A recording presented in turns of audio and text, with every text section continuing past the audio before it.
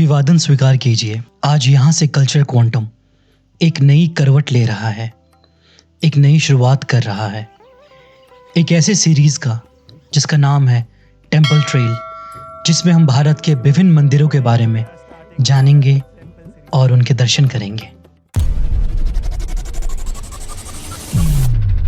इस सीरीज की शुरुआत हम एक ऐसे मंदिर से कर रहे हैं जो कि भारत के दक्षिण हिस्से में स्थित है। उसका नाम है हेलीबेडु। चलिए शुरू करते हैं इस सफर को।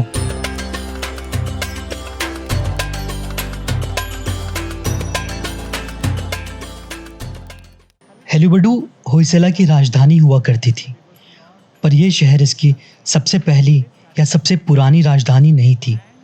इसकी सबसे पुरानी राजधानी थी बेलुरु, पर बाद में महाराजा विष्णुवर्धन द्वारा इस राजधानी को स्थापित किया गया।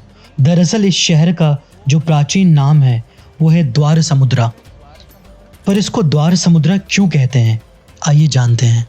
महाराजा विष्णुवर्धन ने एक तालाब बनवाया और उसका नाम द्वार समुद्र रखा, और ठीक मेरे पीछे वो तालाब है। हेलीबेडु शहर को द्वार समुद्र इसी तालाब की वजह से कहते थे।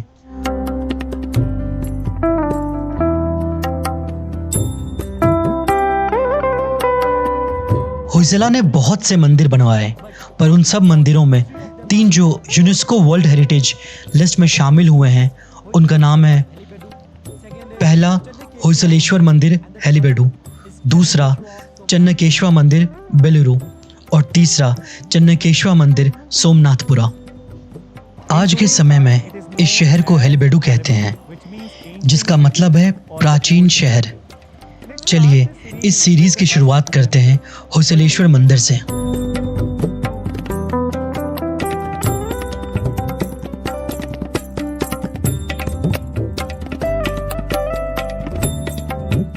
ये मंदिर होयसला के राजा विष्णुवर्धन को समर्पित है और इस मंदिर का निर्माण एक अमीर व्यापारी द्वारा किया गया था, जिसका नाम है केत मल्ला। केत मल्ला ने इस मंदिर को बनवाने का कार्य 1117 ईसा पूर्व में किया, और ये मंदिर इस बात का भी प्रतीक है कि राजाओं और उस समय के मुख्य व्यापारियों के बीच बहुत घनिष्ठ मित्रता हुआ करती थी, और इस रिश्ते की झलक हम बखूबी देख सकते हैं इस मंदिर में।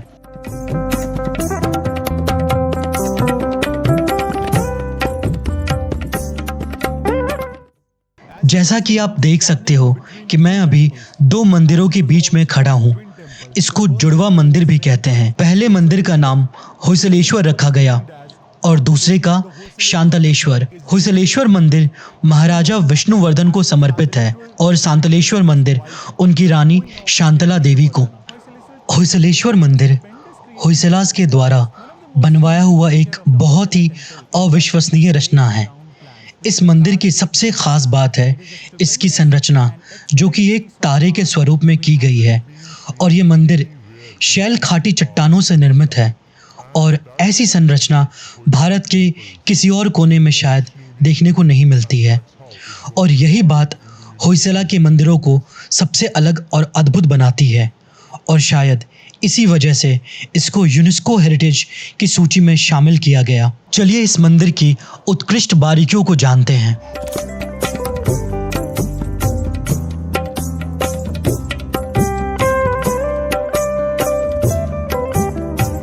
जैसा कि आप देख सकते हैं, मंदिर को 3 हिस्सों में बांटा गया है।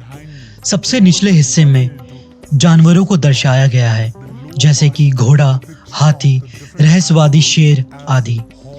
बीच के हिस्से में विभिन्न देवी देवताओं को दर्शाया गया है, और सबसे ऊपर मंदिर का मीनार है, जैसे कि आप अभी ठीक मेरे पीछे देख सकते हैं। इस मंदिर के दीवारों के सबसे निचले हिस्से में संगीतकार, नर्तकियों और गंधर्वों को भी दर्शाया गया है, और बीच के हिस्सों में जो देवी देवता दर्शाए गए हैं उनकी प्रेरणा रामायण महाभारत जैसी पौराणिक कथाओं से ली गई है। चक्रव्यूह में फंसे हुए अभिमन्यु का दृश्य भी यहाँ दर्शाया गया है, और सबसे ऊपर जो मंदिर की मीनारें हैं वो नागर और भूमिजा शैली से प्रेरित हैं।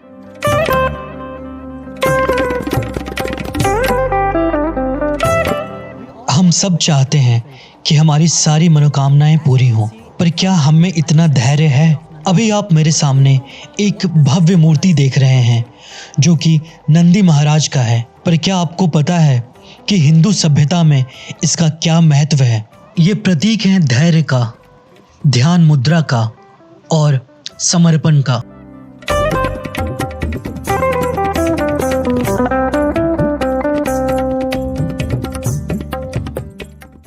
जैसा कि आपको मैंने पहले बताया था कि ये एक जुड़वा मंदिर है। जिन नंदी महाराज के मैं सामने खड़ा हूँ वो राजा विष्णुवर्धन के मंदिर के हैं, जो कि एक महादेव का मंदिर है।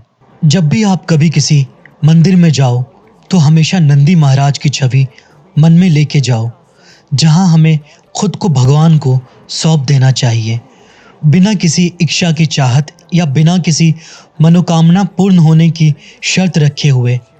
ठीक वैसे ही जैसे नंदी महाराज खुद को महादेव को सौंप देते हैं, पर उनको महादेव का इंतज़ार ज़रूर है और विश्वास भी है कि वो आएंगे।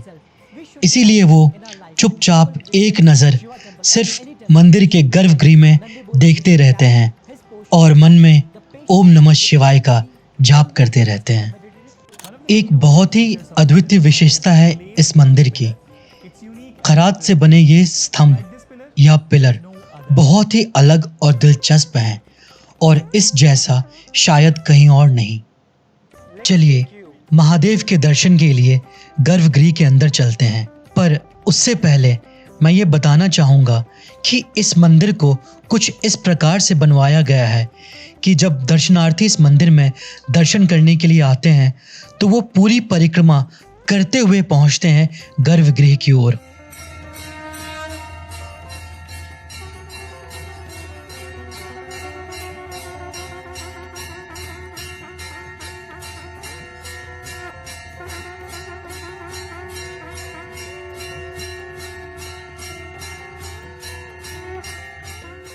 ये हाथी जो आप देख रहे हैं ये सिर्फ शांति और शक्ति का प्रतीक नहीं है, बल्कि ये भगवान गणेश के अवतार को भी दर्शाता है। जैसा कि आप मंदिर के दीवार के दूसरे स्थल पर देख सकते हैं, यहाँ रहस्यवादी शेर को दर्शाया गया है। ये हिंदू सभ्यता में अत्यंत महत्व रखते हैं और ये न केवल शक्ति और साहस को दर्शाते हैं, बल्कि ये बहुत सारे देवी देवताओं के वाहन भी थे, जैसे कि भगवान नरसिम्हा और माँ दुर्गा। और यहाँ तक कि होयसलास की कहानी भी इसी से जुड़ी हुई है। यहाँ दूसरा जानवर जो दर्शाया गया है वो घोड़ा है, जो कि सूर्य के किरणों और समय का प्रतीक है। इसलिए भगवान सूर्य को हमेशा 7 घोड़ों के साथ दर्शाया जाता है, जहाँ 7 घोड़े किरणों के 7 रंगों को दर्शाते हैं।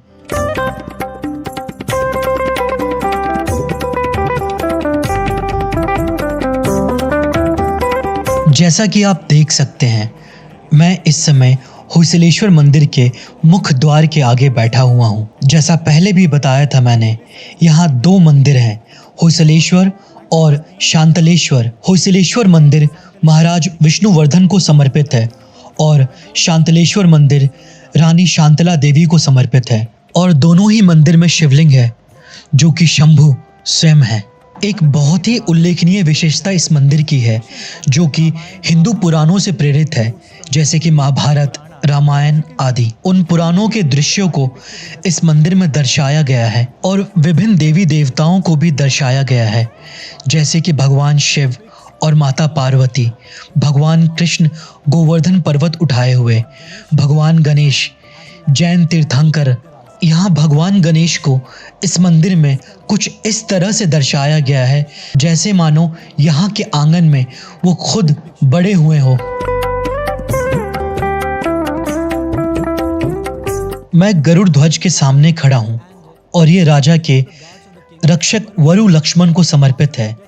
और राजा की मृत्यु के बाद सभी रक्षकों ने आत्महत्या कर ली। ये किसी के भी प्रति समर्पण की एक अनूठी कहानी है। इस मंदिर की कई महत्वपूर्ण विशेषताएं हैं। उनमें से सबसे महत्वपूर्ण है धार्मिक मिलान।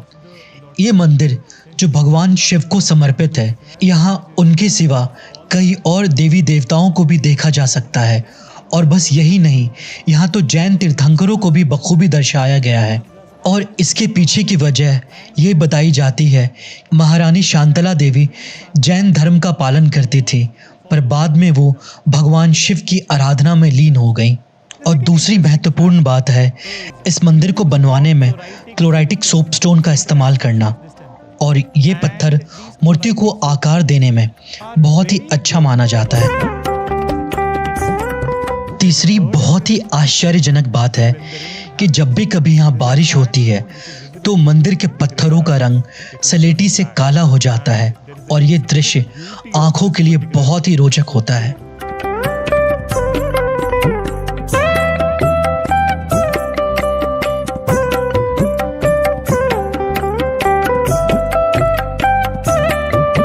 ये भव्य मंदिर का निर्माण 1121 ईसा पूर्व में शुरू हुआ और 1161 ईसा पूर्व में इसका कार्य पूरा हुआ। एक और बहुत ही दिलचस्प बात यह है कि इतने बड़े भव्य मंदिर में कई जीवों को दर्शाया गया है, पर सारे रहस्यमय शेर देखने में अलग हैं, और कोई भी दो शेर एक दिशा में नहीं बल्कि अलग अलग दिशाओं की ओर देखते हैं।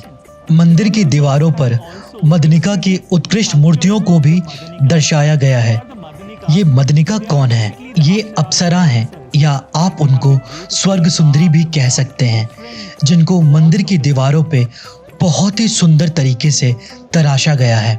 इस मंदिर में 4 द्वार हैं, पर अभी बस उत्तरी द्वार कार्यात्मक है या फंक्शनल है। एक और बहुत ही मुख्य बात यह है कि मंदिर के दरवाजे जो कि हमें गर्भगृह की ओर लेके जाते हैं, उन दरवाजों पे दाईं और बाईं ओर द्वारपाल बने हुए हैं, जिनको मंदिर का रक्षक भी कहा जाता है।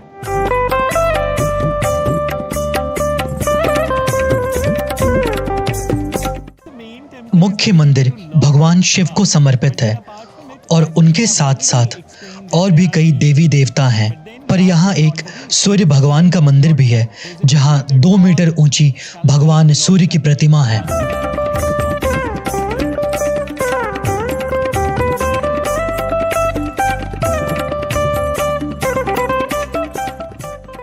जैसा कि आप मेरे पीछे ये अनोखा उत्कृष्ट भव्य मंदिर देख सकते हैं, पर यह मंदिर पहले ऊपर से ऐसा समतल नहीं था। इस मंदिर की मीनारें थी भूमिजा शैली में, पर अलाउद्दीन खिलजी और तुगलक साम्राज्य के आक्रमण ने इसको तहस नहस कर दिया। उनके आक्रमण के बाद इस मंदिर की मीनारें पुनः स्थापित नहीं की गईं, पर यह मंदिर तब भी वैसे ही अद्भुत रहा। तुगलक और खिलजी के आक्रमण के बाद बचे हुए कुछ अवशेष और कई मूर्तियां ये बाएं ओर म्यूजियम में रखी हुई हैं।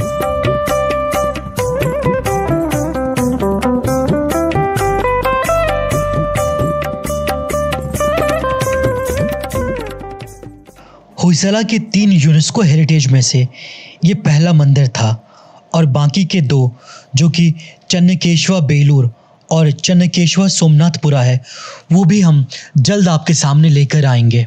तब तक बने रहिए हमारे चैनल कल्चर क्वांटम के साथ, और like, share, subscribe, comment and recommend करना बिल्कुल मत भूलिए।